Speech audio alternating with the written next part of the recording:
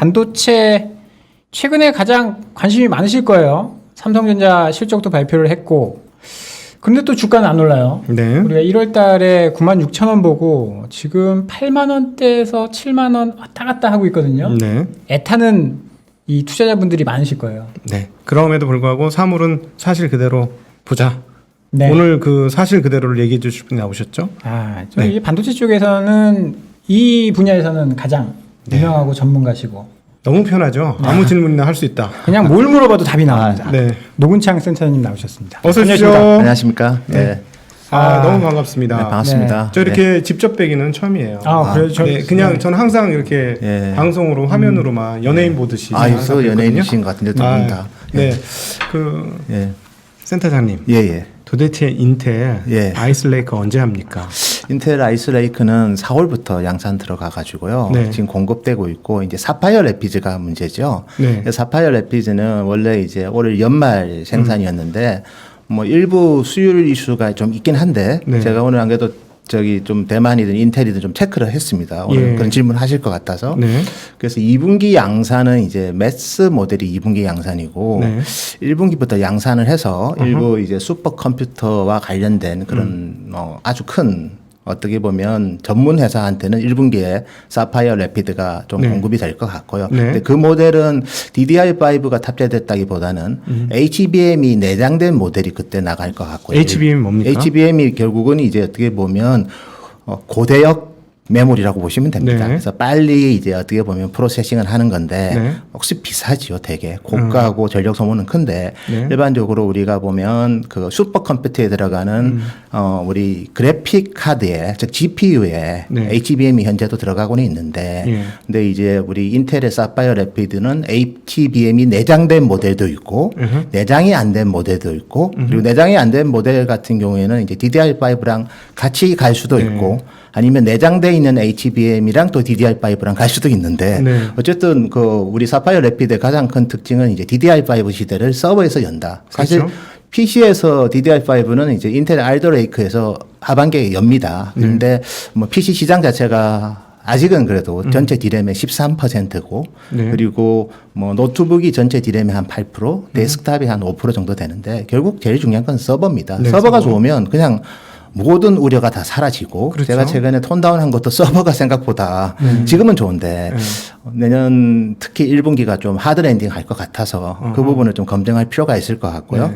근데 어쨌든 사파이어 래피드의 가장 큰 거는 DDR5도 DDR5지만 이게 이제 우리가 보통 주변 기기의 그 인터페이스가 있거든요. 그래서 네. PCIe 그러니까 Peripheral 이제 컴퓨터 인터페이스 익스프레스의 줄임말인데요. PCIe 4.0이 아이스레이크고 네. 사파이어 래피드는 이제 5.0입니다. 네. 근데 지금 우리가 늘 강조하는 게 장기 메모리 업황을 그렇게 나쁘게 보는 사람은 없을 것 같아요. 예. 노트북 수요가 적점을 찍었다. 예를 들면 스마트폰이 안 팔린다. 이거 가지고 계속 노이즈가 온 건데 사실 서버에 대해서 걱정은 안 했는데 사실은 지금 우리가 장기 서버 업황을 걱정 안 하는 가장 큰 이유 중에 하나가 다 메타버스를 얘기하고 있고 그리고 게이밍 클라우드에 대해서 구글도 그렇죠. 드라이브를 걸었고 마이크로소프트, 텐센트 근데 그렇게 되려면 이제 게임이 정말 네. 입체적이어야 되지 않습니까? 그렇죠. 네. 그러면 GPU랑 아니면 특히 그래픽 카드랑 아니면 사운드 카드랑 네. 아니면 외부에 있는 그런 뭐 TV랑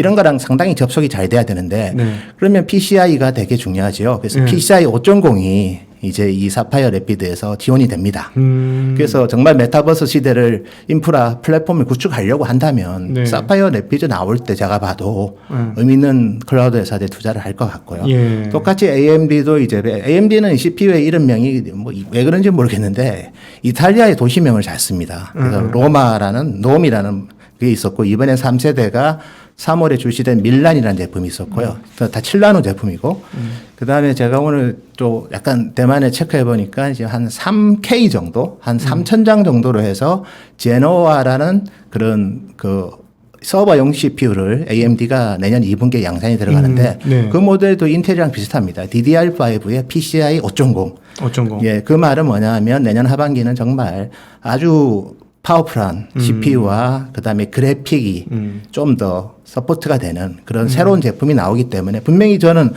뭐 우리가 이 DRAM 사이클이 네. 보통 과거에 경험했던 건 2년 24개월 올랐습니다. 네. 근데 이번에는 이제 1년 정도 오르고 아마 마감할 것 같아요. 예, 그래서 그 진호를 봤기 때문에 제가 최근에 톤다운을 한 거고요. 그렇지만 이게 이제 예를 들어서 조선업종이든 뭐 다른 업종처럼 한 번 나쁘면 이게 몇 년 가는 건 아니고요. 네. 특히 1년 정도는 침체가 올 수 있었는데 네. 내년 하반기에 어쨌든 그 새로운 CPU 드디어 DDR5가 서버에서 서포트되고 PCIe 5.0이 이제 지원이 되는 정말 더 큰 어떻게 보면 생태계의 변화를 주도할 제품들이 나오기 때문에 물론 그건 있죠. 수율이 안 좋아서 충분한 물량이 공급 안 될 가능성은 네. 있는 거고 그렇지만 저는 그게 시작이 되면 그거는 2023년의 그림이 또 좋아지는 거기 때문에 그리고 이제 DDR5의 가장 큰 장점은 이 다이 페널티가 있습니다. 똑같은 10인치 웨이퍼에서 나오는 칩 숫자가 한 25% 정도 업체마다 좀 다르긴 합니다. 칩 메이커별로. 근데 러프하게 한 20에서 25% 정도 줄다 보니까 당연히 캐파가 부족해지는 거죠, 공급이. 그래서 이제 증설하는 것도 좀 있거든요. 최근에 삼성이 이제 평택 P2 라인이든 아니면 SK 하이닉스가 M16이든 다 증설하는 목적에도 이 DDR5가 됐을 때 웨이퍼당 칩 숫자가 25% 주는 게 이게 칩 사이즈가 커지는 게 보통 우리가 전문적으로 ECC라는 게 들어갑니다.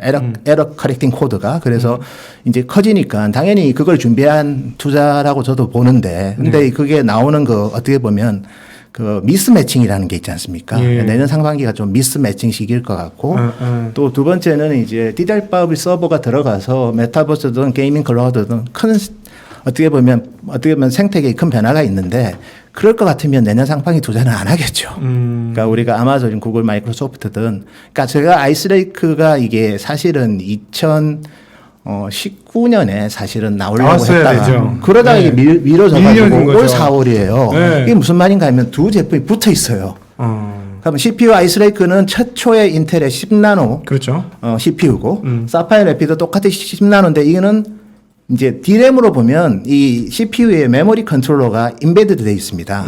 과거의 캐스케이드는 6채널이었고 이 아이스레이크부터 8채널이니까 단순하게 치면 D램 용량이 30% 느는 거예요. 네. 그래서 기대도 컸는데 문제는 인텔이 자꾸 늦춰가지고 늦췄죠. 네. 사파이어 래피드랑 거의 1년 단위로 붙어 있는 거예요 지금.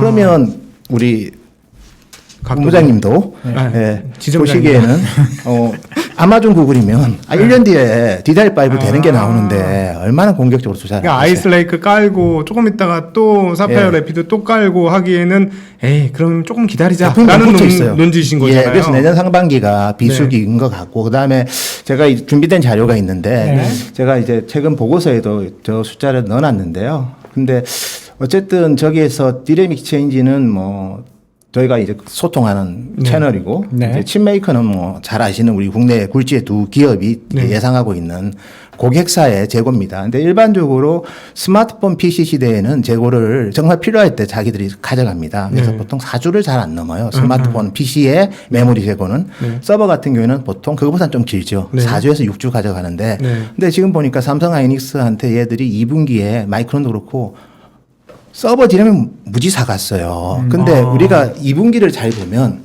D램에서 제일 파이가 큰 게 모바일 D램인데 그게 40% 정도 되거든요. 근데 아시겠지만 2분기가 별로였죠. 부품난 때문에 스마트폰 시장이 3억 5천만 대에서 3억 1천만 대도 거의 10몇 프로 역신장합니다.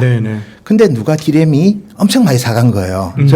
뭐 우리 마이크론도 플러스 빅그로스였고 뭐 삼성전자는 이번에 매출액이 63조예요. 아마 시장 컨센에 매출액이 많이 상회를 했습니다. 영업이익이야 일회성 이익도 있고 하니까 상회에도 감동도 없죠, 사실은. 근데 이제 매출액이 이제 시장 컨센을 상회한 가장 큰 배경에는 빅그로스가 많았다는 거예요. 근데 스마트폰은 아무도 그렇지. 스마트폰가 줄었는데 왜 비트그로스가 늘어? 그걸 좀 의심을 해야 됩니다. 그러면 가격 20% 올려주면서 대량으로 사간 거예요. 누가? 쟤들이. 구글, 마이크로소프트, 아마존이 많이 사갔고요. 근데 그들은 이제 그만큼 서버를 투자를 했냐고 제가 체크해 보니까 2분기가 그래도 1분기보다는 글로벌 서버 그 신먼트 자체는 그래도 한 20% 이상은 늘었더라고요. 근데 저 정도가 다 소모할 만한 수량은 안 되고요.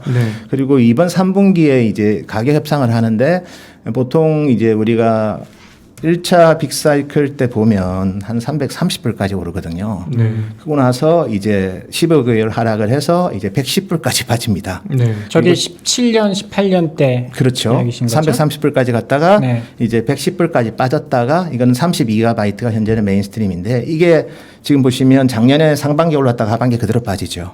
그리고 올해는 한 1년은 오르는 거예요, 사실은. 네. 그러니까 작년 사이클보다는 분명히 좋은 사이클이긴 맞고 그 네. 배경에는 인텔의 아이스레이크, 그다음에 AMD의 밀란이라는 네. 어떻게 보면 좀 그래도 업그레이드된 인텔은 10나노고 밀란이 어차피 똑같은 7나노긴 하지만 네. 그래서 그 수요가 있는데 여기서 갑자기 멈추려는 움직임이 좀 보입니다. 그래요? 예, 그 이유 중에 하나가 역시 제가 봤을 때는 내년 하반기에 나올 좀 더 좋은 CPU DDR5가 있는데 네. 여기서 그렇게 공격적으로 투자할 필요가 있냐에 좀 징후가 좀 있는 것 같아서 그래서 지금은 가격 협상이 만만치는 않습니다. 그래서 원래는 이번 6월 말에 서버 디램 가격이 151불입니다. 많이 올랐어요, 사실은. 네. 올랐는데 이제 7월달, 8월달 협상하는 거 보니까 우리 칩메이커라고 하겠습니다. 네. 한 165불, 167불 달라. 32GB. 네네네. 근데 아마존, 구글, 마이크로소프트는 한 157불, 어허. 10불 차이가. 차이가 많이 나네. 지금은 견해가 없이 2분기는 뭐냐면 올려라, 어. 사갈게. 였다면 3분기는 가격 내고 하면서 약간은 좀 소음이 네. 있습니다. 어허. 잡음이 있고. 그런데 올려줄 것 같아요. 왜? 157불, 158불도 오르는 거잖아요. 네네. 149불보다는 오르는 거니까 2분기 평균이 149불이거든요. 네. 그래서 한 5에서 한 7% 정도 오릅니다. 3분기도. 그러니까 실적은 걱정할 건 없죠. 네. 근데 이제 이게 서로 노이즈가 많은 상태에서 올랐는데 재고가 많다는 거예요. 그러니까 그 센터장님 이야기를 들어보니까 지금 투자자들의 생각은 2017년, 18년을 생각하고 있는데 그렇죠. 아까 표를 보니까 네. 거기에 아주 한참 못 미치는 그 상승에. 이유 중에 하나가 네. 이제 이 인텔이라는 애가 이게 자꾸 늦어지면서 늦춰져서. 이게 네. 서로 뭐 양치기 소년이 자꾸 그렇죠. 늦다 보니까 두 제품이 붙었고 네. 그래서 이제 조금은 속도 조절을 하고 있습니다. 얘들이. 사실은 뭐 삼성 잘못이 아니에요. 삼성 주주분들. 이게 삼성 잘못이 아니고 인텔 잘못이에요. 미국으로 갈까요? 그래서 이제 올 작년 연말에 이제 구글이 유튜브 안 되고 그럴 때 이 CPU 중에서도 저 앞에 있는 캐스케이드로 투자를 많이 했어요. 1, 2, 3월에. 그러니까 아이스레이크로 또 하려고 하니까 또 사파이어 래피드 나온다? 네. 그러니까 이제 좀 더 하다가 또 어쨌든 그래서 내년 상반기가 좀 협상에 좀 상당한 난항이 있고 지금도 좀 있습니다. 사실. 네. 근데 3분기까지는 가격 오르면서 협상이 끝날 것 같고 4분기가 문제예요. 4분기는 일단은 뭐 플랫 정도. 네. 근데 우리가 센티멘트로 보면 20% 이상 오르고 서버 디램이 네. 한 5% 오르고 네. 플랫이면 네. 그러면 다음 큰일 순서는 나는 거죠. 네. 마이너스겠죠, 네. 사실은. 근데 이게 마이너스가 얼마나 깊은지를 좀 점검을 해야 될 것 같고 저는 뭐 어느 정도 인포메이션을 받았지만 그 가격에는 아마 협상을 안 할 것 같아요, 삼성 하이닉스가. 네. 그 말은 결국은 이제 4분기는 비성장이 마이너스라는 거죠. 왜? 재고 가지고 갈 거니까. 그 가격이 안 맞으면 안 팔 거거든요. 안 팔고 그냥 나 담아놓겠다. 예, 그래서 네. 지금 우리가 삼성 하이닉스를 좋게 보는 분은 재고가 역사적으로 낮은 수준이다. 근데 이 재고가 없을 때 이게 완제품에 어셈블리 돼가지고 소비자가 사가면 오케이예요.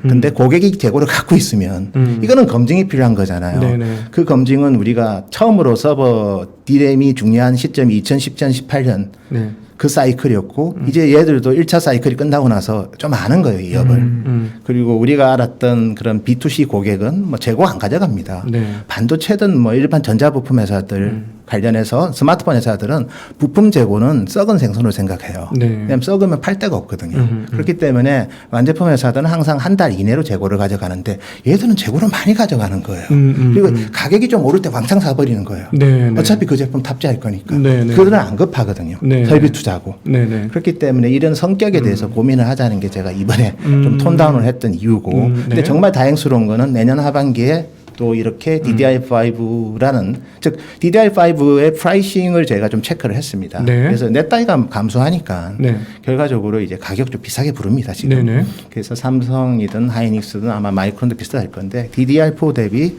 한 50% 정도 비싸게 부르고 있습니다. 50%나. 예, 그리고 네. 그렇게 불러야 되는 이유를 또 설명을 하고 있어요. 그들을 설득시키고 있습니다. 네.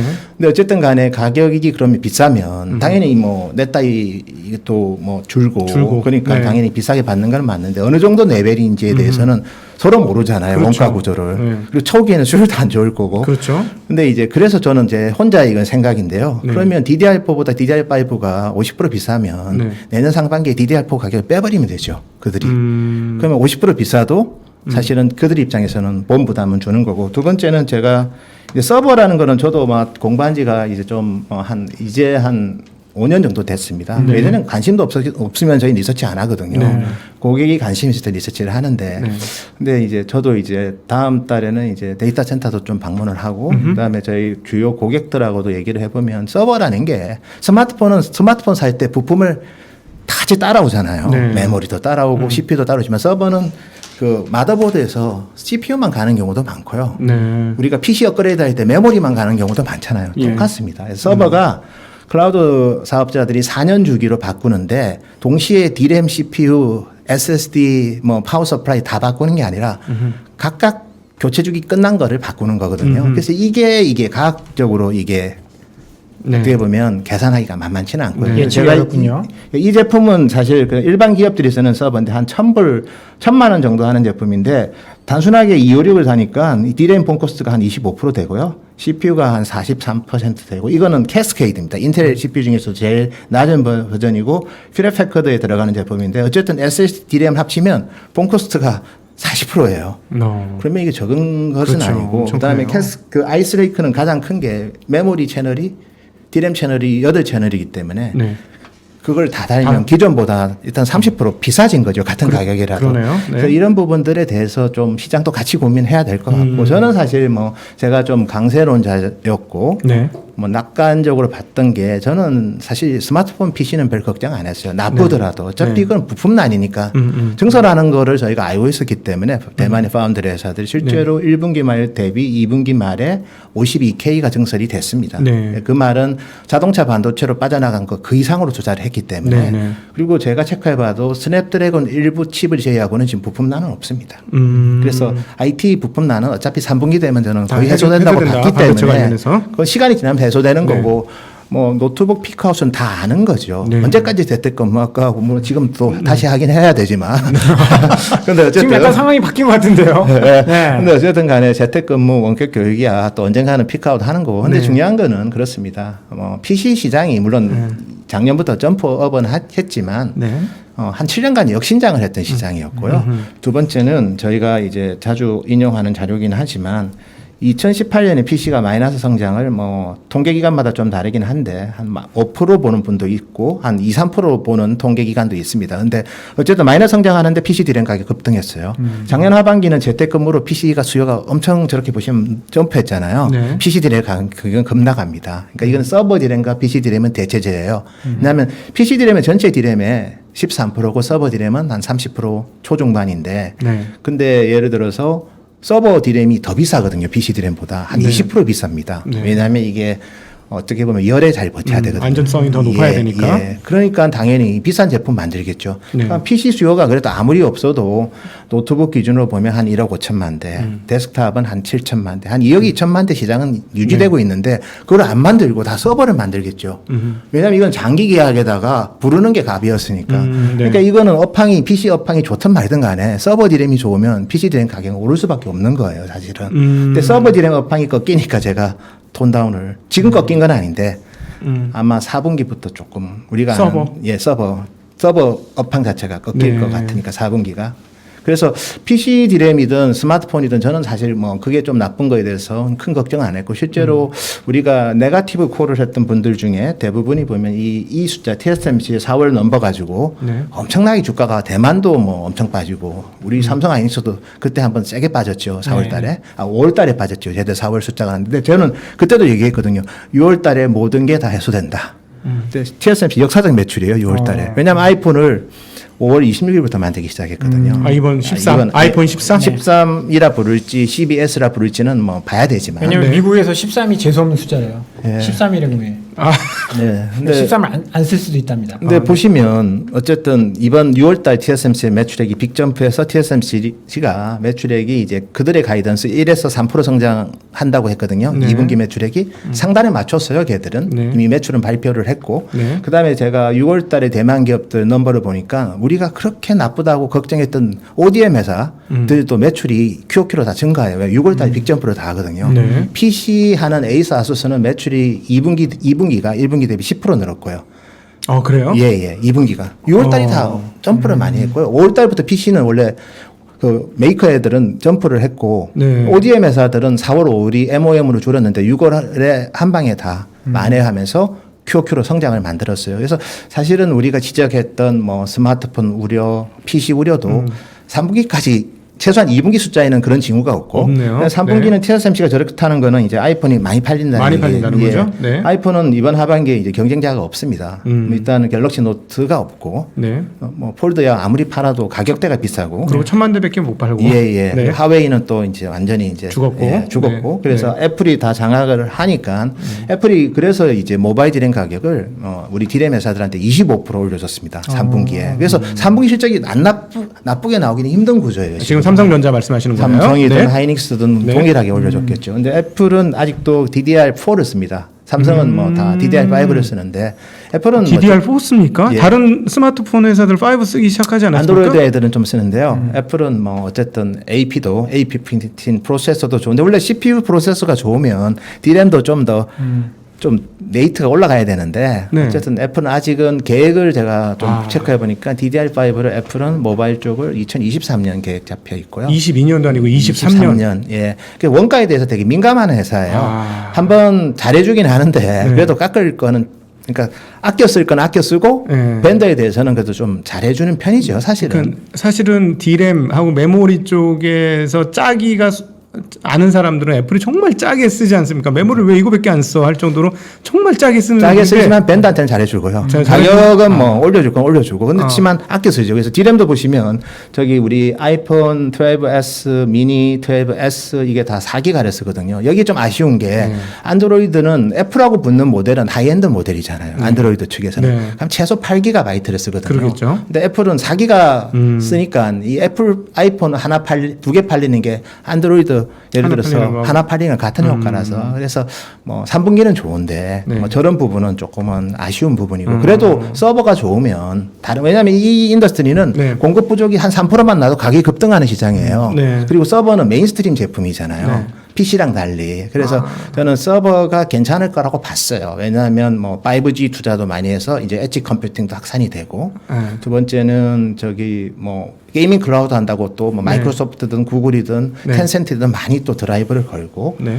그리고 메타버스가 또 나오면서 이제는 많은 삼남만상이 거기서 네. 뭐 접속을 하려고 하고 네. 되게 저도 좋게 봤는데 이제 야, 역시 CPU가 늦게 나오니까 그냥 좀 연기하네요. 네. 투자를 하긴 하지만 급한 투자 아니면 조금 연기하네요. 지금 현장에서 그런 이야기가 들린다는 아직은 말씀이신 재고가 거죠? 있으니까 투자는 합니다. 지금도 네. 투자는 아마 2분기, 3분기 캐펙트는 다 늘었을 거예요. 클라우드 네. 회사들은. 4분기는 속도 조절을 좀 할 네. 것 같고 내년 상반기야 뭐 투자 안 하고 가격 깎는 시기로 활용할 수도 있고 그리고 가격 깎아주면 왕창 사겠죠. 네. DDR4도 왕창 살 거고 DDR5는 그렇지만 아쉬운 거는 내년 상반기는 그 생산량이 많지는 않고요. 그러니까 하반기가 이제 본격적으로 많아지고 그때 이제 좀 더 DDR5를 당연히 DDR4보다는 비싸게 사겠지만 네. 그때 이 기준점이 되는 DDR4 가격이 많이 빠져 있으면 네.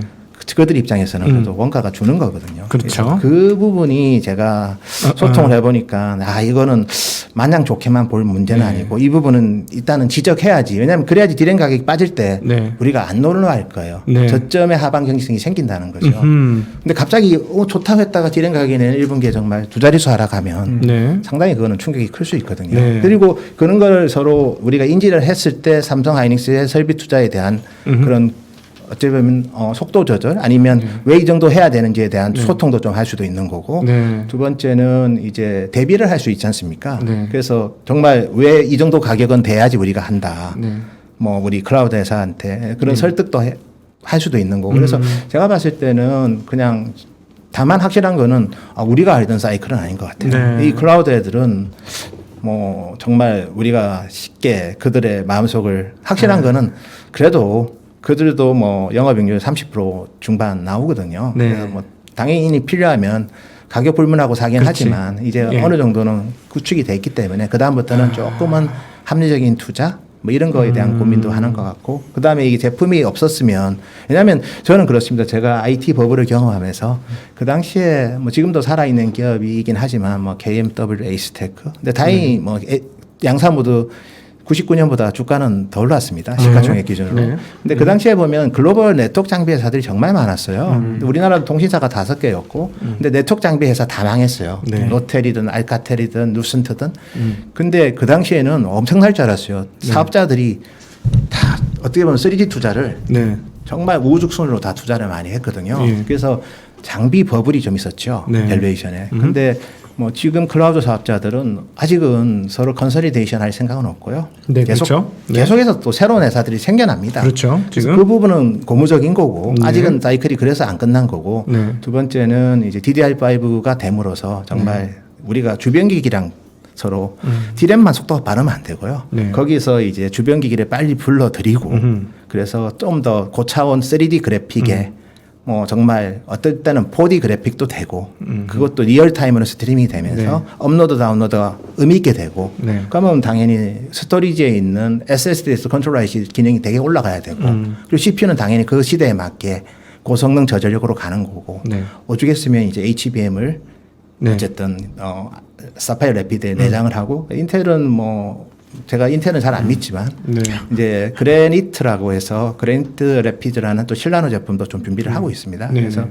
어쨌든 그 크게 또 이렇게 속도하고 그래픽하고 이런 게 바뀌는 어떻게 보면 제품의 변곡점이 내년 하반기이기 때문에 그리고 그거는 의미 있게 하려고는 합니다 다. 네. 그래서 그 이유 때문에 내년 상반기 투자가 좀 슬로할 수 있다. 그러면 디램 가격 오를 때 주가가 빠졌으면 네. 디램 가격 내릴 때 좋은 기회라고 보는 분들도 많을 거예요. 그럼 디램 가격이 빠질 때 주가가 덜 빠질 수 있고 네. 그리고 그 사이에 우리 삼성 하이닉스는 올해 실적을 많이 낼 거 아닙니까? 그렇죠. 최소한 50조 이상 낼 거고 하이닉스도 뭐 10조 이상은 낼 거고 네. 북밸류는 계속 올라가는 거죠. 그렇죠. 그래서 올해 삼성전자의 북밸류는 41,000원, 네. 내년이 이제 대계산으로는 45,000원, 그다음에 2023년이 5만 원입니다. 드디어. 그럼 뭐 업사이클일 때 PBR 2배는 쉽게 봤잖아요. 네. 그러니까 우리가 지금 제시하는 10만 원이 내년 하반기 되면 2023년 BPS도 봅니다. 네. 당연히. 그렇죠. 12개월 보드로 보니까. 그렇죠. 네. 그러면 뭐 10만 원이 그렇게 먼 건 아니에요. 내년 네. 하반기에는 밸류에이션 상으로도 네. 좀 도전할 만합니다. 좀 네. 편하게. 예. 비싸게 주가 재평가는 항상 논쟁을 하죠. 왜 재평가 시켜야 돼? 네. 포텐셜만 가지고 논쟁이 되거든요. 근데 뭐 PBR 2배는 항상 받았으니까. 네. 그러니까 2023년 북밸류가 5만 원이면 충분히 거기에 대해서는 이제 메이크 센스 하다고 볼 수도 있는 네. 거고 호황이 보인다면 네. 두 번째 SK 하이닉스는 올해 실적이 좋죠. 그래서 네. 올해 아마 EPS가 12,300원 제 추정으로는 그러면 지금 이제 PER 한 배, 10배 정도 되는 거고요. 네. 그다음 내년에 북밸류가 거의 10만 원입니다. 네. 그러면 뭐 아무리 아직 이 사이클이 DDR5 사이클도 있고 계속해서 클라우드 투자가 있는 상황이기 때문에 네. PBR 한 배로 가지 않습니다. 불황일 때는 한 배 가죠. 반도체는. 그런 차원에서 본다면 어쨌든 디램 가격 한 번은 빠질 거지만 우리 기업들이 이익을 내면서 북밸류를 올려가고 있고 또 삼성 같은 경우에는 또 보시면 어쨌든 우리 1월 말에 주주들이랑 소통하면서 조기 환원도 얘기를 했지 않습니까? 그래서 작년에 삼성전자가 지난 3년간은 학정으로 9.6조를 줬어요. 그리고 올해부터 9.8조를 주죠. 네. 그럼 대략 연간 배당은 분기 배당이지만 연간으로 네. 환산하면 한 1,445원 정도 됩니다. 네.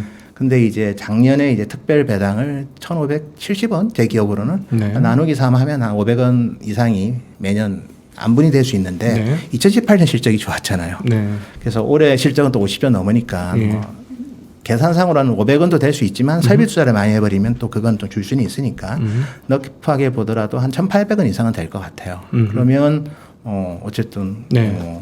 2%가 넘지 않습니까? 예. 배당 수익률도. 그래서 하반 경직성은 상당히 유지될 것 같아요. 왜냐하면 올해 실적이 좋으니까 네. 북밸류가 올라가고 그렇지. 삼성에게다 디비던도 예. 또 괜찮고 하기 예. 때문에 그 다음에 내년 하반기 그림이 서버 DDR5만 좋은 게 아니라 네. 제가 전에 와서 제가 5월달에 저 메모리 좋아가지고 주가 간다고 얘기는 안 했습니다. 파운드리 그때. 이야기하니까. 파운드리 얘기 들었고 이미지 센서 얘기했고 네. 폴더블 얘기했는데 드디어 이제 삼성이 내년 하반기에 이제 3나노 GA 양산을 하지 않습니까? 네.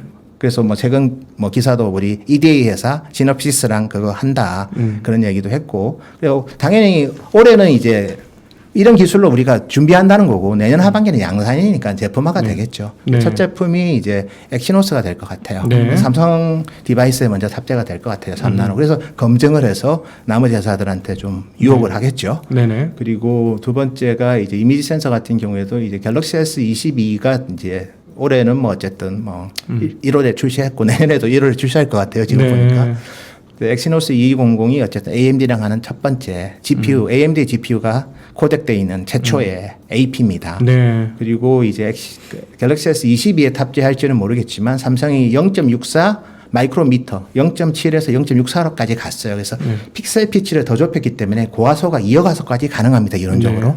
그럼 2억 화소가 탑재된 이미지 센서가 이제 본격적으로 커지는 거고. 네. 그럼 폴더블은 이제 연말 기준으로 월 100만 대 캡하거든요. 네. 그럼 내년 하반기에 나오는 제품은 좀 더 완성도가 높을 거고 물량도 더 많겠죠. 그래서 네. 제가 말했던 그 저번에 5월 달인가 아마 했던 네, 네, 얘기는 네, 네. 내년 하반기는 좀 더 견고해지겠죠. 그러니까 삼상의 가능성이 더 높아지겠죠. 네. 그리고 이제 메모리는 뭐 어쩔 수 없습니다. 저도 서버만 안 나빴으면 저도 그 의견 바꿀 생각은 없었는데 네. 이 서버를 구매하는 애들이 우리가 아는 스마트폰 고객과 PC 고객하고는 좀 성격이 다른 것 같고 그리고 그들만의 또 뭔가 하여튼 내고하는 방식이 좀 다양하더라고요. 네. 그래서 뭐 그 부분이 있지만 다행스러운 거는 DDR5와 신규 CPU가 뭐 지금은 정말 저쪽 시각은 우리 연말에도 나올 수 있다. 근데 네. 사파이어 래피드가 나오더라도 그 모델은 의미가 없는 게 슈퍼컴퓨터형이기 그러니까. 때문에 아무 의미가 없어요. 아이스레이크도 인텔이 핑계 대려고 작년 연말에 일부 생산했어요. 네. 근데 스케일러 프로세서 중에서 일부 프로페셔널 모델을 생산했는데 그거는 누가 가져가는지도 몰라요. 그러니까 그건 의미가 없는 거고 본격적인 양산은 올 4월이었고 네. AMD의 밀라는 3월이었고 근데 양사 모두 일단은 뭐 내년에 뭐 일단 1분기에서 2분기 사이에 매스 프로덕션을 합니다. 네. 그래서 그래서 여기서 질문 하나만 드릴게요. 네.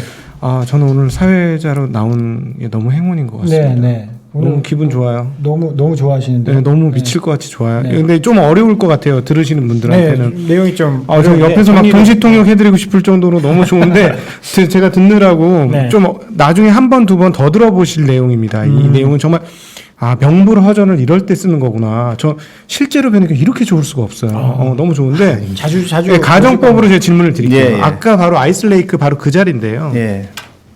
지금 말씀하셨던 사파이어 래피드가 예. 어차피 내년 상반기에 슈퍼컴퓨터하고 소위 그냥 예. 샘플링만 되는 거잖아요. 1분기 어떻게 보면 슈퍼컴퓨터 향으로 가고 네. 2분기에 이제 아마존 마이크로소프트 부킹 들어갔습니다. 확정되어 확정돼 있습니까? 있습니다. 그래서 2분기에 인텔이 근데 그러면은 양산합니다. 그게 저기가 수율이 나와서 정말로 해줄 수 있는 근데 겁니까? 10나노니까 상관은 없죠. 그건 10나노 아이스레이크랑 똑같은 거고 저는 AMD가 좀 걱정이에요. 5나노거든요. TSMC. 네. 근데 AMD도 어차피 TSMC가 5나노를 어차피 애플 A15, 뭐 A14 많이 네. 했잖아요. 물론 네. AP랑 X86은 다르긴 합니다. 네. 그래도 TSMC를 믿어야죠. 네, 예. 네, 네. 지금까지는 그들은 그래도 엑스큐션을 잘했기 때문에. 그러면 이 가능성은 없네요. 그러니까 얘네들이 어차피 수율이 안 돼가지고 제대로 사파이어 래피드 공급이 만만치 않아서 어쩔 수 없이 아이스레이크를 1년 정도 더 써야 되는 상황들. 그러니까 만약에 내년 3, 4분기까지는 현실적인 대안이 그 아이스레이크밖에 없을 경우에는 네. 안 되겠다. 그래 이거 쓰자 하는 네. 그런 가능성은 그럴 없다는. 가능성은 참 좋은 지적입니다. 그러니까 우리 인텔이 참 어쩌다 이래 됐는지 모르겠어요. 네.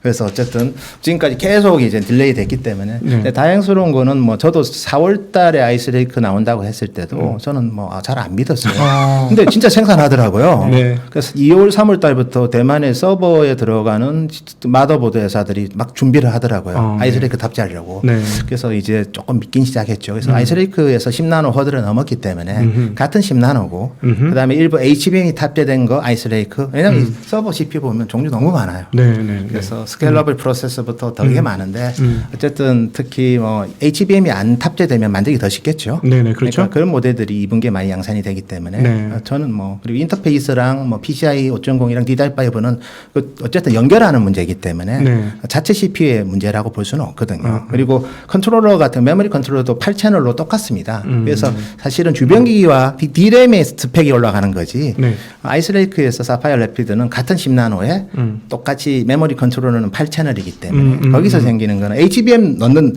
그 모델은 조금 난이도는 있겠죠. 네, 네, 그렇지 네. 않은 제품들은 기술적 난이도가 그렇게 크게 격차가 있는 게 아니고 같은 선상에서 하기 때문에 예. 내년도 예. 뭐 이건 하는 게 예. 거의 뭐 예. 구체화된 거다라고 예. 봐도 내년 된다. 2분기 매스 프로덕션은 맞고요. 네. 뭐 1분기 양산 지금 얘기합니다. 3월. 근데 다행히 4월 달에 양산한다기를 저는 안 믿었는데 이번에 하길래 네. 그래서 이제 조금은 이제 안심을 했죠. 예. 그럼 왜냐하면 하나 더 여쭤볼게요. 예. 지금 그럼에도 불구하고 역시나 우리가 무시할 수 없는 건 모바일 숫자가 워낙 깡패 아닙니까? 모바일이. 맞습니다. 예, 모바일이 깡패입니다. 예, 뭐 핸드폰 뭐 12억 13억대 13억 만들어되면 대. 예, 13억대 만약에 이제 떨어졌는데 2분기에 예. 이게 다시 올라오면서 예전과 같은 13억대가 뭐 될지 모르겠습니다만 가정법으로 네. 13억대 대줘도 3, 4분기, 4, 4분기에 안드로이드 진영이 다시 한번 터졌다. 운 좋게. 예.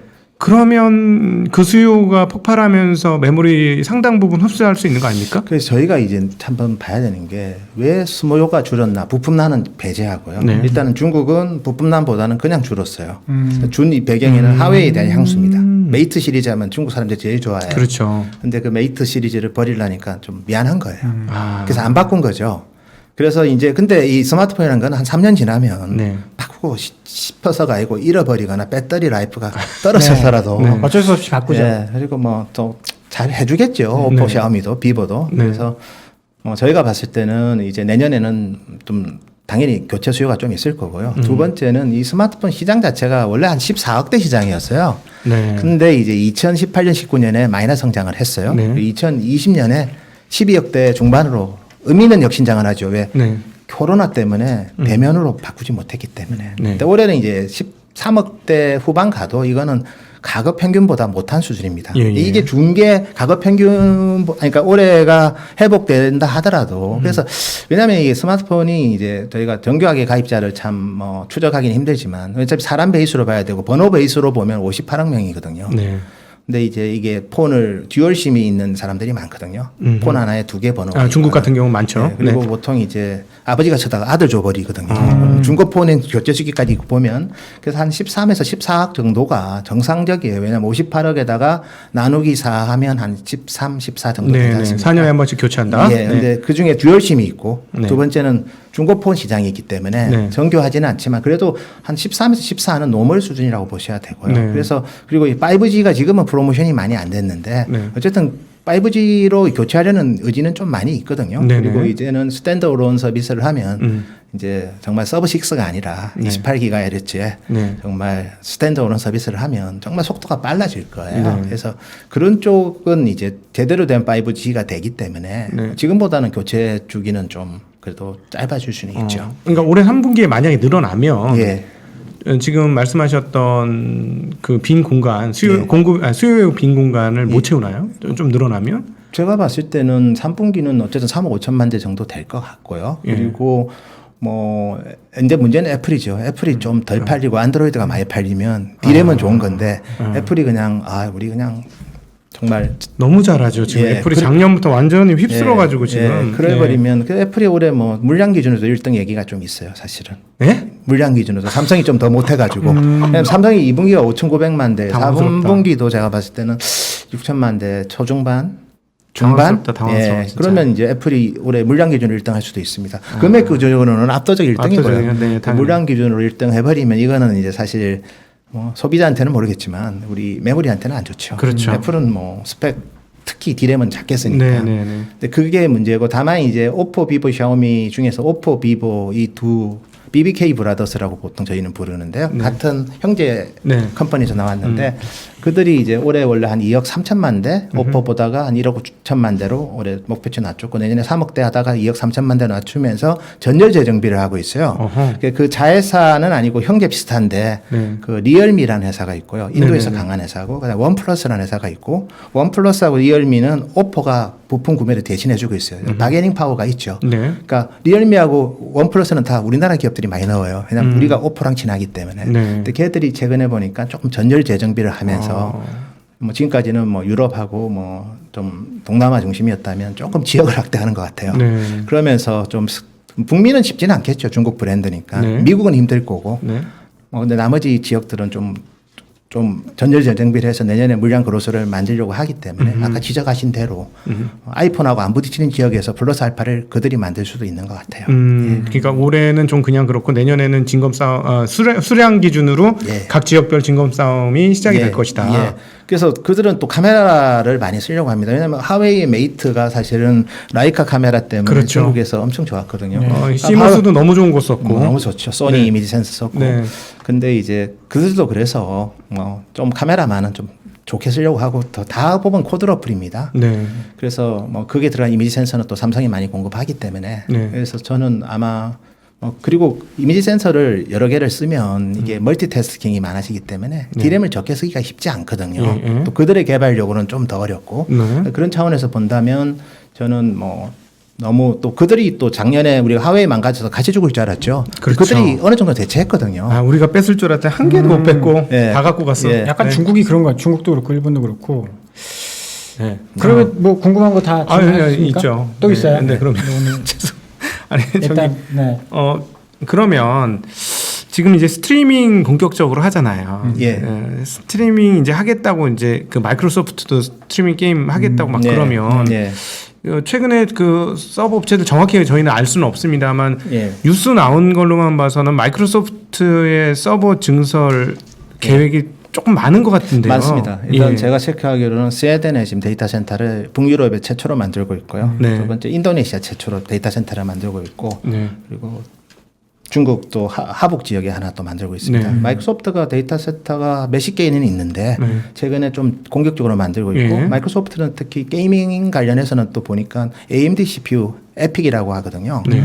밀란이라는 그 제품 좀 탑재도 좀 하고 있고 그래서 네. 상당히 게이밍 쪽은 또 되게 구글한테 지지 않으려고 합니다. 예, 지금 방향성을 아예 딱 그렇게 예. 그 사장 바뀌고 나서 딱 그렇게 잡고 밀어붙이는 것 같은데 그러면 그럼에도 불구하고 서버 수요는 안 된다. 근데 이제 속도 조절을 하는 것 같고요. 나머지 투자를 좀 안 하고. 왜냐하면 기본적으로 이제 마이크로소프트가 그나마 좀 하는 편이죠. 네. 그렇지만 이제 이 보면 아마존, 구글, 마이크로소프트, 페이스북, 그다음에 이제 중국의 클라우드 사업자들이 알리바바, 텐센트, 그리고 바이트댄스, 틱톡의 모회사, 그리고 이제 바이두 이렇게 네 개가 있는데 그들 다 합쳐도 전체 글로벌 서버 수요의 20%가 안 됩니다. 그러니까 전체 퍼블릭 클라우드랑 프라이빗 클라우드가 있는데 퍼블릭 클라우드는 보통 뭐 데이터 센터 하나에 서버 10만 개씩 들어가고요. 그러니까 그 시장에서 퍼블릭 클라우드 시장의 전체 수요의 50% 이상이 북미 클라우드 사업자거든요. 네. 근데 그들 중에서 일부 마이크로소프트가 투자를 해도 네. 구글이든 재고도 많고 구글은 아마존까지 같이 안 움직여주고 예, 한쪽으로만 좀 네. 그래도 그나마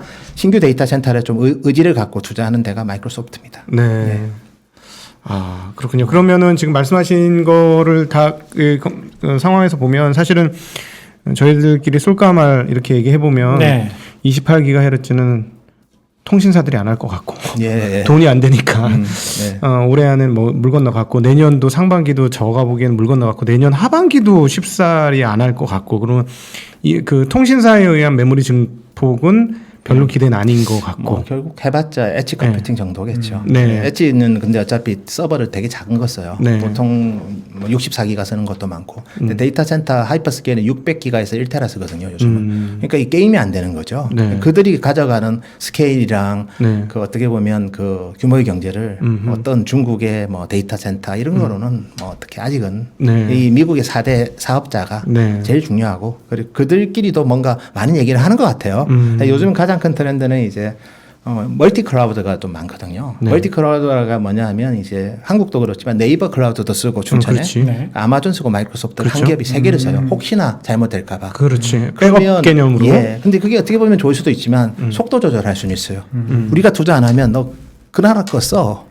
유럽이면 OVH 거 써. 아니면 한국은 네이버 거 써. 네. 그러면서 서로 핑계 대면서 그래서 캐펙스의 속도 조절에 핑계거리가 많이 생겼어요. 멀티 클라우드가 좋게 보면 중복 난립인데 네. 되게 좋은데 시간으로 보면 뭐 기회인데 네. 짧은 시간으로 보면 또 캐펙스 속도 조절이 핑계거리가 되더라고요. 예. 그러니까 지금은 우리 계획상으로 돈이 너무 많이 드니까 조금 있다 할 거야. 그러니까 남들 거 먼저 쓰고 와. 예. 저쪽 그리고 공간이 부족하면 있다니까. 우리가 해줄게. 뭐 그리고 우리가 강한 지역은 우리 거 써. 뭐 네. 그런 식으로 하는 경우도 있어서 네. 조금 복잡해지긴 했습니다. 그래서 제가 아마 좀 요쪽으로는 제가 예전에도 한번 클라우드 산업 한번 리포팅을 인덱스를 한번 낸 적이 있는데 이번에는 그때는 서비스 관점에서 냈는데 네.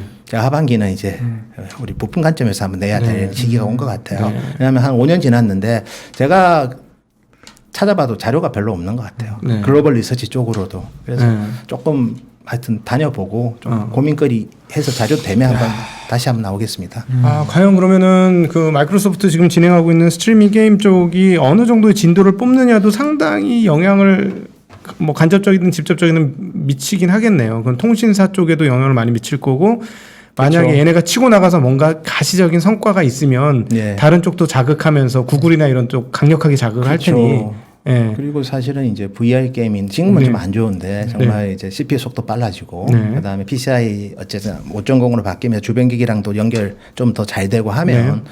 제 생각에는 뭐 게이밍은 또 특히 메타버스와 관련된 그런 뭐 VR이든 이런 쪽은 또 페이스북도 되게 적극적이거든요. 네. 오큘러스 2도 그렇고 그래서 아마 뭐 마이크로소프트의 엑스박스든 뭐 소니의 플레이스테이션 5도 VR이 있습니다. 그들도 다. 네. 근데 그쪽이 좀 시장이 커질 수도 있고요. 네. 그래서 결국은 어차피 가야 될 길이에요. 어차피 네. 올 길이고. 근데 2D 동영상과 3D 동영상은 이 스토리지 용량이 다릅니다. 네. 그리고 이게 HD냐, FHD냐, UHD에 따라서 그렇죠. 또 다르고. 천지 차이죠. 근데 네. 이게 이제 고속으로 업로드 다운로드 안 되면 네. 누가 그거는 게임 하겠습니까? 그렇죠. 그래서 그 시기가 모르겠네요. 한 2년 안에 온 것 같아요. 그러면 2년 안에 올 것 같아요. 센터장님 그러면 결국은 그것까지 가려면 약간 스트리밍 얘기 나왔으니 거기서 조금 더 진전된 여쭤보면 결국 통신 속도가 안 나오면 서버 증설까지 안 이어진다. 예, 저는 그래서 좀 할 것 같은데요. 그러니까 내년에 얼마나 할지는 뭐 그 텔코들 입장은 제가 아직은 뭐 우리 애널도 그렇게 공격적으로 얘기는 안 하는데 저희 회사 리서치에서도 근데 큰 방향에서는 서로 그리고 클라우드 사업자와 텔코들이랑은 서로 어떻게 보면 암수 한 몸이죠. 네. 데이터 센터 빌딩은 텔코 거예요. 아, 거기에 클라우드 회사들이 자기 서버를 구축하는 경우도 많고 하니까 네. 서로 그거는 트래픽이 증가한다는데 그렇지. 예, 그러면 지금의 서브6 가지고 안 된다고 하면 네. 어떤 형태로든 좀 특정 지역에서라도 네. 그렇지. 도시만이라도 예, 예를 예, 들어 예. 서울 같은데 집중도 높은데 그 예. 좋아. 우리 트래픽 깔아줄게. 우리 한테서부터 먼저 스트리밍 서비스 한번 해봐. 뭐 이렇게. 네. 예. 네. 그러면 이제 예. 그때는 뭐 따놓은 당상으로 메모리 쪽은 빵빵 터진다. 저는 뭐 당연히 우리 2D, 3D, 4D에 그다음에 QHD가 아니라 그 이렇게 커지니까 360도로 네. 거의 뭐 8K 정도 동영상도 필요할 수 있죠. 그렇죠. 8K가 필요한 거죠. 예, 그러면 얼마나 메모리- 많은 데이터가 들어가겠어요. 그러니까. 예. 그걸 업로드 다운로드를 빨리빨리 해야 되니까 이 디램이 많이 바빠지겠죠. 그렇죠. 지금 HD로 보는 거는 정말 세 발의 피 정도밖에 안 되는 네. 상황 아니겠습니까? 그래서 그들도 이제 한번 이제 내년에 정말 그게 내년 하반기가 될지 아니면 2023년이 될지는 봐야 되지만 어쨌든 그 시기가 좀 임박한 거는 맞아요. 근데 뭐 좋아지기 전에 또 어두운 시기도 한 번 있는 거거든요. 네. 그러니까 쭉 가면 좋은데 뭐 어떡하겠습니까? 그들은 한번 끊고 가겠다고 생각하니까. 네. 근데 제가 이제 저 투자자 입장에서 말씀을 이렇게 들어보면 이 순자산은 계속 늘거든요. 네. 계속해서 순자산이 늘어서 말씀하신 그대로 하방은 상당히 단단하게 있을 거는 같다는 생각 계속 들어요. 들으면서도 그래 밑으로는 뭐 그렇게 많이 공간이 많이 열려 있지는 않을 것 같은데 위로는 이제 뭔가를 줘야 되니까 사실 예. 휴대폰 쪽에서 뭐가 터지든가 예.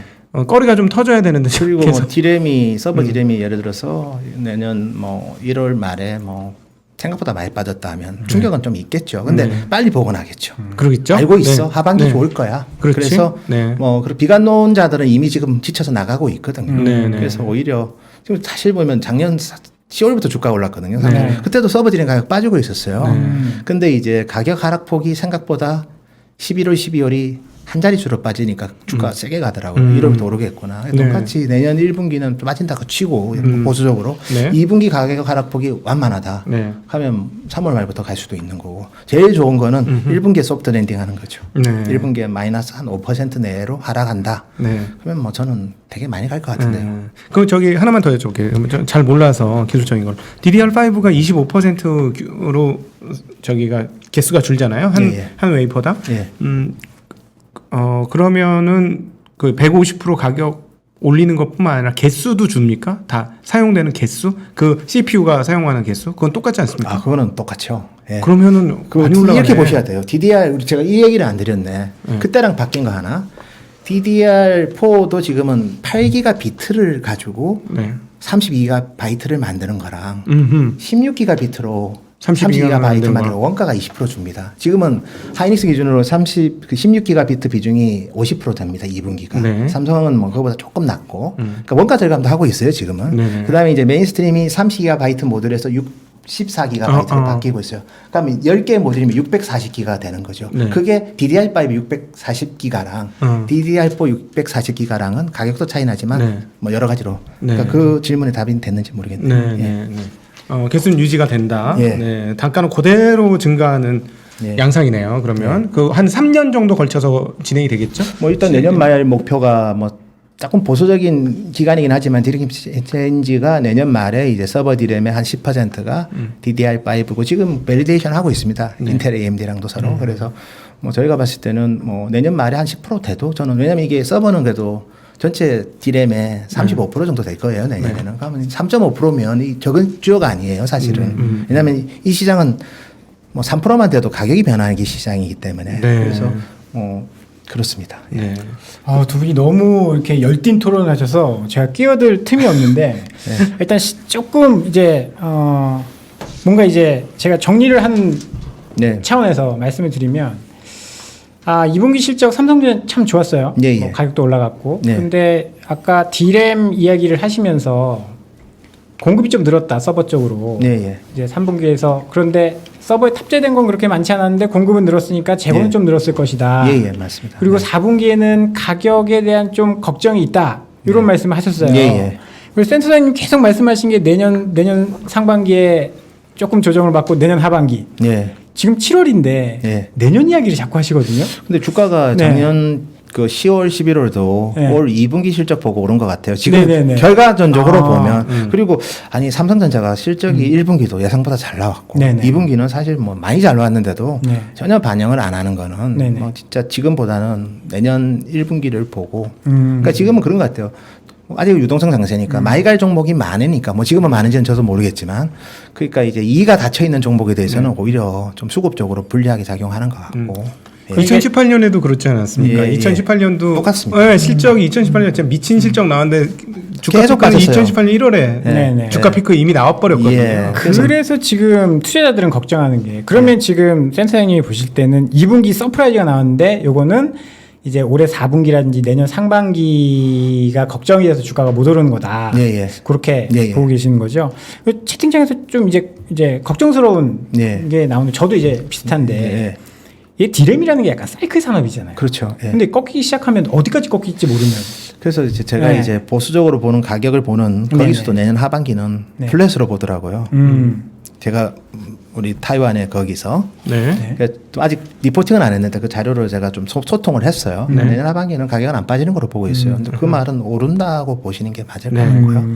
그리고 저도 사실은 뭐 디램 익스체인지를 많이 가고 그들도 한국 와서 삼성 하이닉스 만날 때 뭐 저랑도 미팅을 네. 하고 네. 또 제가 대만 가서도 많이 만나는데 참 신기한 게 2018년 4분기부터 한 번도 가격 방향을 틀린 적이 없어요. 그래서 저는 그래요? 왜 안 틀렸을까? 네. 제가 스스로한테 계속 묻죠. 쟤 뭐지? 그러면 아마존, 구글, 마이크로소프트의 스파인가? 그들의 의중을 시장에서 전달하나? 그런 의구심이 좀 들더라고요. 그럴 수- 네, 네. 근데 그거는 다르게 보면 고객이 그걸 원한다는 거예요. 그러니까 우리는 공급자고 고객이잖아요. 네. 결국은 이제 고객이 원하는 가격이 결국은 진행이 되더라고요. 네. 왜냐하면 우리가 디램이 뭐 안 좋다고 해도 나쁠 때도 영업이익률이 한 30% 나옵니다. 네. 그리고 아마 3분기에는 막 50% 이상 나올걸요. 예. 아마 디램만 가지고는 네네. 뭐 낮은 마진이 아니에요, 사실은. TSMC가 영업이익률 뭐 40% 초반 나오고 네. 인텔도 이제 잘 나갈 때나 그렇지 지금은 30% 중반인데 네. 디램 회사가 50% 가까이 마진이 나온다는 거는 네. 우리 또 칩메이커 입장에서도 그들과의 또 협상할 때 조금은 유연해요. 네, 사실. 네. 그래서 결국은 이제 그래서 그들이 맞추는 거 아닌가. 고객의 고객이 입장이 원하는 그런데 대로. 예, 그러니까 그대로 해주면 안 되죠. 그건 우리도 전략이 필요하지만 어쨌든 고객이 원하는 거에 방향성까지 바꾸지는 못할 것 같고 네. 다만 각도는 바꿀 수는 있겠죠. 각도는. 네, 네, 예. 네. 그래도 옛날보다는 하방이 상당히 그 두터워진 느낌이 예, 많이 그래서 들어요. 그리고 그러니까 서버라는 게 또 들어와 있기 때문에 네. PC만 있을 때 예롭고 모바일처럼 저 다 스마트폰 다 바꾸면 우리는 뭐 먹고 살아였는데 서버가 들어가고 또 어떤 게 또 들어올 거예요. 뭐 물론 이제 B2B가 들어올지 아니면 B2C가 들어올지는 봐야 되는 거고 뭐 유력한 우리 후보들은 있죠. 네. 뭐 로봇이든 자동차든 네. 당연히 많이 들어올 거예요. 그렇죠. 우리 수요처로서. 아직은 그들이 이제 성장하기에는 루키 수준이고 네. 그들이 이제 메이저리그에 진입할 때 네. 좀 더 편해지겠죠. 저희 같은 사람은 더 힘들겠죠. 야, 그러네요. 갑자기 듣다 보니까 저는 2025년을 굉장히 대단한 기점, 즉 그 자율주행차의 뭐라 그럴까? 폭발이 시작되는 해를 저는 2025년 정도 생각하는데 네. 거기서 도대체 데이터를 얼만큼 가려가지고 좋은 것만 쓸지는 모르겠으나 네.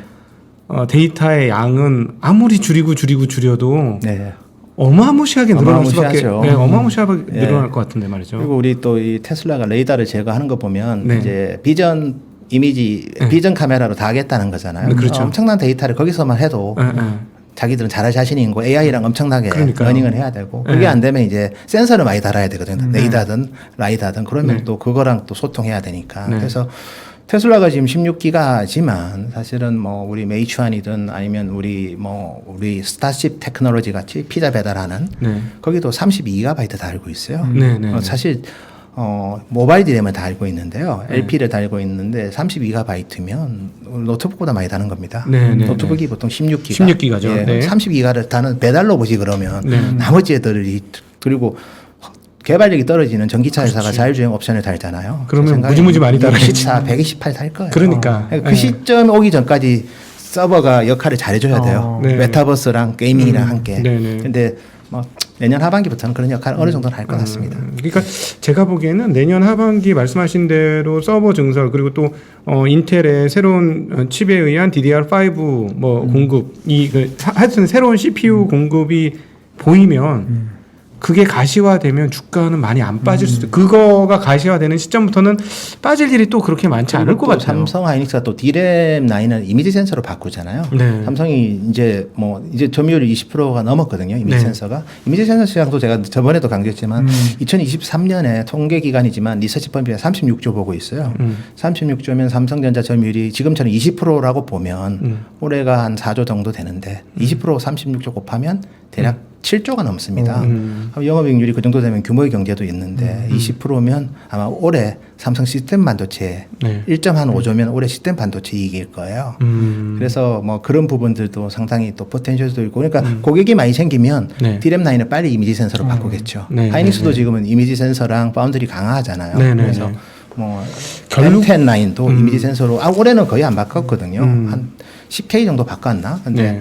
뭐 M10 라인 어차피 디램 라인인데 그래서 공급 조절할 방법도 있어요, 사실은. 그리고 이번에 투자하는 M16인가 그다음에 뭐 삼성의 P2는 뭐 당연히 EUV를 적용해서 이제 1A 14나노 제품이고 네. 근데 초기는 수율이 안 좋겠지만 어쨌든 간에 뭐 그쪽에서 원가 절감도 될 거고 물론 칩 수도 늘겠지만 어쨌든 DDR5에서 생기는 다이 페널티를 좀 극복하기 위해서 초기는 또 너무 고객이 원하는데 안 줄 수는 없잖아요. 네네.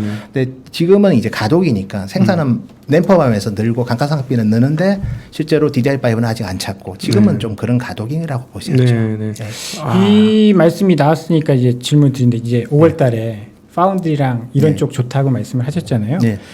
일단은 첫 번째는 파운드리 같은 경우에는 사실 생각보다 수율이 안 나온다 그런 이야기들이 많거든요. TSMC 점유율은 올라갔는데 네. 삼성전자 그렇게 열심히 하고 있다고 그러는데 별로 소개 성과가 좀 안 나타나고 있는 것 같아요. 네. 이 부분에 대해서는 어떻게 보고 계십니까? 일단은 그 EUV를 돌린 5나노 제품 엑시노스는 뭐 어쨌든 뭐 암의 설계도 문제도 좀 있었습니다. 근데 그런 얘기하면 또 암을 욕하냐 그러는데 어쨌든 두 번째는 이제 8나노 엔비디아는 그건 EUV를 적용한 게 아니에요. 우리 ARF 뭐지 이머전 도강 장비로 한 거고. 네. 그러니까 또 엔비디아가 제가 보니까 제일 까다로운 고객 같아요. 엔비디아랑 친해지면 삼성이 이제 뭐 나중에 나머지랑도 빨리 친해질 것 같아요. TSMC 거 좀 뺏어올 수 있다. 뭐 엔비디아가 제가 봤을 때는 퀄컴이랑은 비교가 안 됩니다. 그래요? 퀄리티 수준이 어허. 제가 직접 들은 얘기입니다. 네. 네. 그래서 거기서 이제 그러니까 뭐 기대치가 다른 거고 그래서 좀 많이 잡았어요 8나노는 5나노는 뭐 어쨌든 이제 좀 경험 더 쌓고 하면 뭐 좋아지고는 있는데 우리가 원하는 수준 정도로 좋아지는지는 아직은.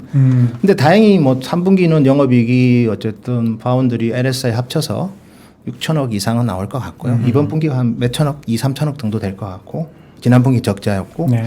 4분기는 내부적으로도 뭐 더 높은 목표를 잡니다. 메모리는 좀 뭐 재고 조정하더라도 이 우리 네. 차세대 성장 엔진은 근데 저는 이 정도 레벨 만족 못합니다. 제가 이제 요 자료를 요 차트 하나만 말씀드릴게요. 네. 보십시오. 반도체 매출액이 삼성이 훨씬 더 크고요. 네. 어떨 때는 이익률이 훨씬 더 높습니다. 근데 시가총액은 뭐 파운드리면 저 반도체만 놓고 보더라도 네. 우리가 훨씬 좋을 때가 더 많았지만 네. 시가총액이 더 작잖아요. 네. 결국 이제 이익의 변동성이죠.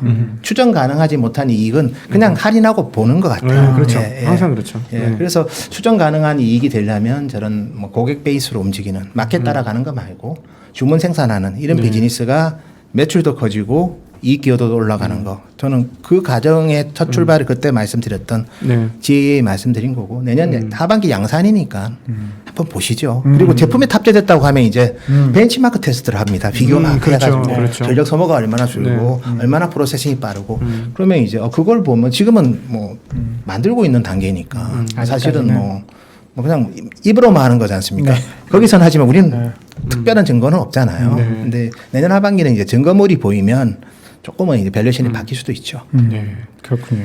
아, 전 큰일 났네. 네. 계속 질문 지금 드리고 끝내야 싶은데 되는데 계속 끝나야 질문해. 되는데 네. 아, 정말 큰일 났네. 들어오기 전에 칭화윤이 디폴트 이야기가 예. 있었어요. 예. 반도체 굴기에 어떻게 보면 중국의 대표 기업인데 예. 이거는 우리로서는 어떻게 해석을 해야 되는 거죠? 기회인가요? 저는 아니면- 전혀 해석할 필요 없고요. 전혀? 그냥 우리랑 별개로 보시고요. 칭화유니급의 자회사 중에 YMTC가 있고 그다음에 유니에소시라는 회사가 있고 거기는 과거에 이제 나스닥에 상장된 스프레드 트램이었어요. 네. AP를 만들었는데 삼성도 그 회사 제품을 일부 썼죠. 근데 이제 그 하웨이 자회사인 하이실리콘이 이제 블랙리스트 들어가니까 그 엔지니어들이 그대로 유니에소시로 갔어요. 그러니까 괜찮은 회사도 갖고 있어요. 칭화 유니그룹이. 근데 칭화 유니그룹의 모 회사가 칭화홀딩스고 네. 그 제리에가 칭화됩니다. 네. 근데 칭화 유니그룹이 어쨌든 뭐 법정 관리 이렇게 되면 그 망하겠나요? 주주가 바뀌겠죠. 네. 네. 국영기업에서 민간기업으로. 그러면 뭐 국영기업에서 도와주면 항상 뭐가 있잖아요. 네. 그래서 아마 그런 것까지도 감안하지 않았을까. 그리고 싱하유니그룹의 또 핵심은 중국 반도체 펀드가 또 지분 또 갖고 있습니다. 네, 그래서 제가 봤을 때는 주인만 바뀝니다. 하이시크론 엔지니어가 그대로 유니에소시로 갔어요. 우리 AP 만드는. 저는 아마 주인만 바뀌지 않을까. 그래서 유일하게 중국에서 그래도 좀 의미 있는 회사라고 보면 뭐 YMTC인 것 같고요. 솔직히 아직은 빈약하지만 그래도 저 정도면 좀 우리도 고민해야 되는 수준이고 디램 회사는 저는 처음부터 안 된다고 계속 말씀드렸고 SMIC는 뭐 포텐셜이 있는 회사죠. 그래서 칭화유니그룹도 우리 YMTC랑 유니에소시 이 두 회사는 아마 대주주가 바뀌겠죠. 네, 저는 그렇게 봅니다. 그러면 우리랑 별개죠. 왜냐하면 어차피 지금 랜드는 어차피 우리 급은 아니에요. 걔들이 그러니까 원어브 댐이고요. 그 정도 경쟁은 마이크론이 더 이협적이고, 예를 들어서 키옥시아가 더 이협적이고, 웨스턴 디지털이 이협적이지. 네. 뭐 그들을 죽이면 됩니다, 사실은. YMTC보다는. 그래서 YMTC는 뭐 이것 때문에 망하지는 않습니다. 어차피 새로운 돈이 들어오는데 제 개인적인 생각인데요. 공기업에서 사기업으로 바뀔 겁니다. 아니 근데 예전처럼 이제 중국이 대놓고 지원하기는 그렇게는 어려울 하겠죠. 거 네. 아닙니까? 그래서 그러면 뭐 속도 조절은 좀 하겠지만 그래도 바로 파산한다. 칭화 유니그룹이 그러니까 자회사는 괜찮은데 모회사가 신청한 거예요, 사실은. 그래서 자회사는 뭐 어쨌든 보시죠. 근데 제가 아는 중국은 그래도 뭐 디램은 보기에도 어쨌든 랜드의 불신은 남기고 또 그걸 가지고 나중에 또 한번 도전하겠죠, 디램까지도. 예. 예, 그래서 중국은 사실은 저희하고 거의 상관이 없을 아직은 것 뭐 같아요. 저도 네. 전혀 상관없다라는 데 한 표입니다. 몇 년 전까지만 하더라도 뭐 중국이 뭐 반도체를 장악한다 이러다가 이제 완전히 망가진 거군요. 제가 2017년에 갔다 왔어요. 다. 네. 칭하이 윤희는 못 만나고 일하다 나온 사람을 상해에서 만나고 그다음에 SMIC도 가보고 그때 제가 보니까 아직 메모리는 좀 네. 특히 뭐 그러다가 이제 하여튼 블랙리스트 들어가면서 우리 푸젠 지나가 블랙리스트 들어가면서 이제 모든 게 편해졌죠. 예. 아, 저녁 그만 걱정이라는- 질문 그만해야 되겠죠? 일단 시간이 거의 됐으니까요. 네, 참겠습니다. 정리하고 다음에 또 모시는 걸로. 네. 그때 꼭 지점장님 제가 네, 저를 꼭 불러주십시오. 모시도록 네. 하겠습니다.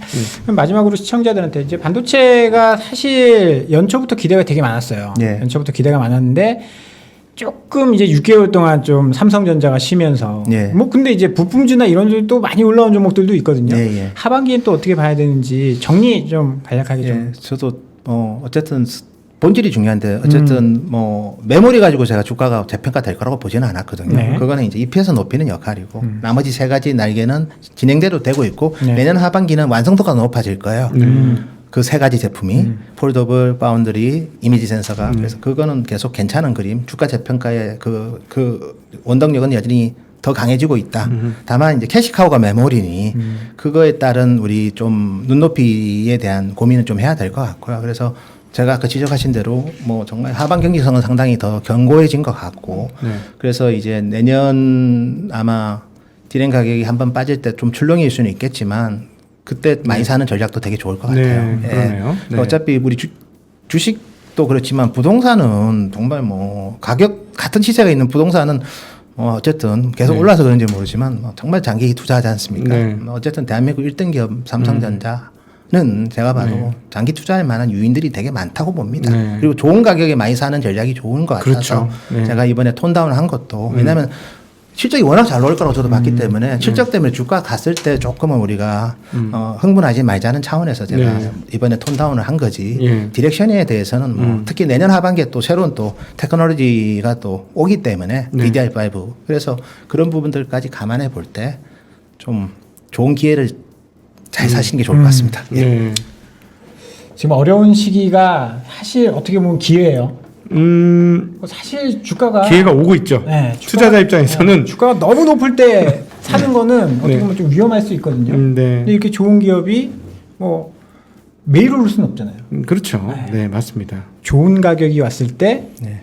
좋은 가격에 사자. 그렇죠. 그렇게 네. 좀 정리를 해볼 수 있을 것 같습니다. 오늘 센터장님이랑 우리 각도기님이랑 너무 열띤 토론하셔가지고 전 중간에서 아무 얘기 안 하고 지금 너무 날로 좋은 먹- 질문이시고 내공 네. 있는 질문이라서 제가 많이 네. 배웠습니다. 아닙니다. 오늘 너무 신나고 다음에 누군찬 센터장님 오시면 제가 열리를 제끼고 오겠습니다. 꼭 저를 불러주십시오. 오늘 반도 못했으니까요. 다음에 또 알겠습니다. 나와주시기 네. 약속하면서 오늘 이렇게 마치도록 하겠습니다. 네, 감사합니다. 고맙습니다. 네, 고맙습니다.